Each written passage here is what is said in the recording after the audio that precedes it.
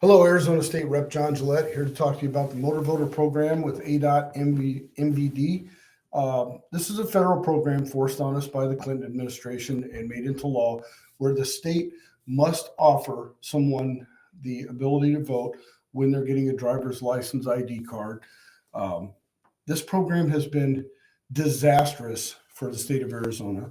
It's had problems, most significantly starting in 2012 through today. I think the latest message from ADOT is to check your voter registration because some voter registrations have been switched. So your party, if you're a Republican, you may be switched to no labels, independent or Democrat, or vice versa. If you're a Democrat, you may now be a Republican and not know it. When you go to the polls, you'll have to have a provisional ballot because you'll obviously have your voter registration card and it doesn't match what the poll book says. So this has been going on 12, 16, 20. These problems have existed where they're kicking voters off the rolls, making people inactive.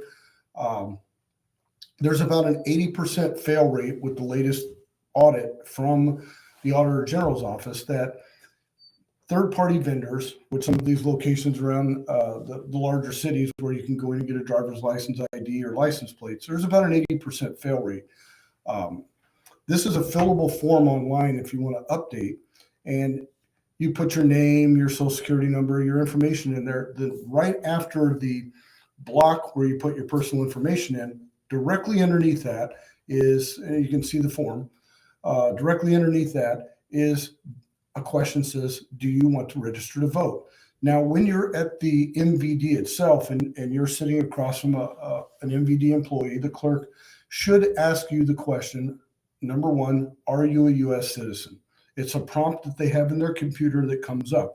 But after a little research over the summer in our voter registration program, we learned that this prompt disappears if the person uses the national change of address form with the U.S. Postal Service. If they've changed their address with the Postal Service, this prompt is removed. So now the MVD customer, the next question they see is, do you want to register to vote? And they ask some rudimentary questions because it's assumed you are a U.S. citizen now. It's assumed you are a resident of the state of Arizona, and you're going to be registered to vote. Now, legally, this is a required program, but on the voter registration form, it requires the registrant to sign the form. In this case, they're signing an ADOT form, and that signature is moved to the voter registration form and sent to the recorder's office. The recorder sees this form coming in from ADOT or Service Arizona, and it shows a voter registration application that may or may properly be filled out, may or may not be properly filled out. So if the form looks good and it looks accurate, the recorder has no choice but to issue a voter registration. And at an 80% fail rate at the offsite locations, and now we just saw a bill in transportation infrastructure.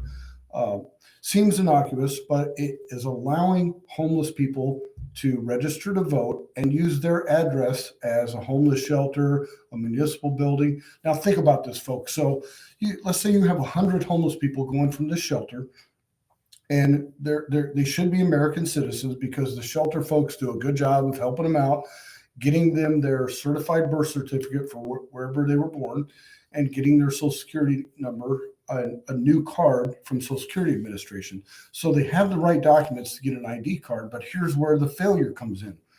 These folks will be registered to vote, and they're going to use the address of their shelter. If you're homeless and you're trying to get out of that situation and an ID card is going to help you, by the next election, you may not be at that shelter. You may be at large. We don't know. But what we do know is they will be registered.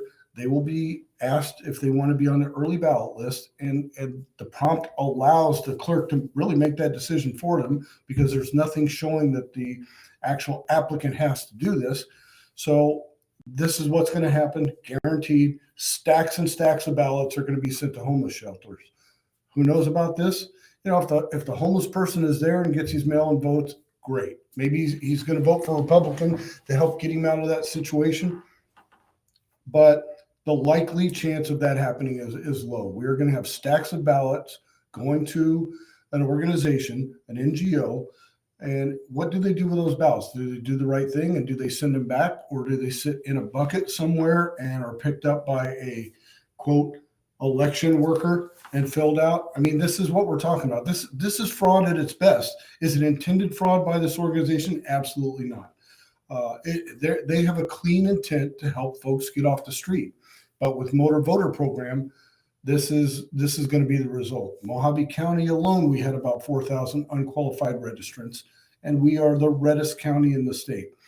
We as candidates require more signatures than any other county in the state. Maricopa districts, other districts, we have to have about 706 signatures. That is the highest number in the state to get on the ballot from Mojave County. This program is going to be disastrous, and we're going to try to kill this bill before it ever sees the light of day. It made it out of committee with Democrat votes. We voted no. Many of us voted no on it.